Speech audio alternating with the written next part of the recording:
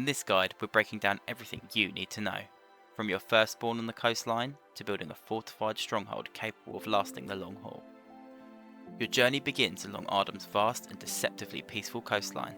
In previous playtests, players have started with only a flashlight, a couple of batteries and minimal food or drink, a trend that's likely to continue into early access. If you're returning to the game, you respawn wherever you last logged off. That makes positioning critical. Logging out in an exposed or high traffic area can cost you everything within moments of returning. Prioritise your concealment, choose locations carefully and always assume you're not alone. Your first goal in Ardem is simple: establish the basics.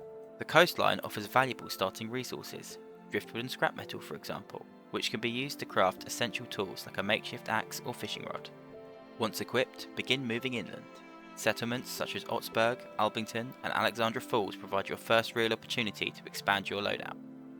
Ardem's looting system is grounded in logic.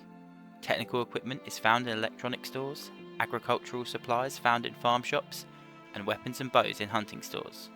Understanding this structure allows you to loot effectively and minimise any unnecessary risk. And as your gear improves, you can begin targeting higher risk, higher reward locations. One of the earliest examples is Fort Simon, a fortified military installation overlooking Albington. This location offers access to advanced weapons, armour and ammunition, however it comes with significant danger. Expect dense infected populations, high player traffic and limited escape routes. Success in these zones depends on preparation, awareness and timing. Beyond major zones, Ardem also features smaller points of interest that enrich both gameplay and world building, including interactive elements like a restorable lighthouse. Efficient movement becomes increasingly important as you progress through the world of Ardem. Vehicles exist, but they are intentionally scarce and often in poor condition. To make use of these, you need to locate and install key components such as spark plugs, radiators, tyres and fuel. A functional vehicle dramatically increases your operational range, but also introduces new risks like noise and visibility that can attract unwanted attention. The survival systems in Ardem are both deep and unforgiving. Food and hydration are constant concerns. While early game scavenging may sustain you temporarily, long-term survival depends on self-sufficiency. Players can hunt, fish and forage across a diverse ecosystem that includes over 20 varieties of mushrooms, berries and wild plants, aquatic and land-based wildlife. However, caution is essential. Consuming unsafe or improperly prepared food can result in serious illness or death. Water management is equally critical. Untreated water sources carry disease risk, making boiling or filtration necessary for safe consumption. And whilst we don't know much about it, the medical system is set to further reinforce the game's realism. Players will need to diagnose, treat and prevent a range of conditions, including the RAB-14 virus at the centre of the outbreak. Treatment is possible, but it requires planning, resources and knowledge.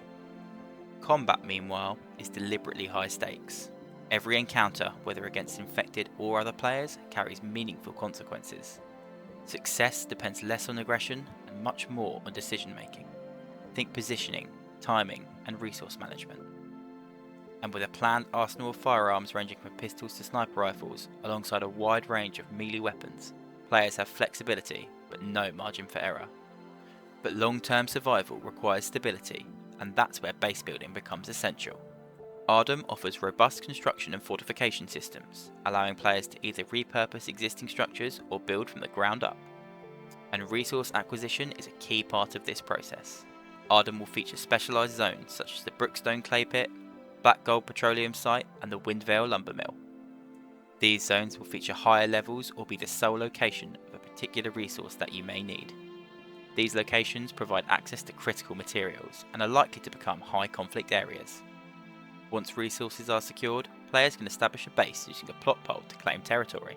From there, defences can be developed through reinforced doors and windows, structural frameworks, and multi-layered walls with customisable materials. Different construction tiers, from rough wood to reinforced metal, allow for progressive upgrades based on resource availability and strategic need. Death in Ardem is not a possibility, it's an inevitability.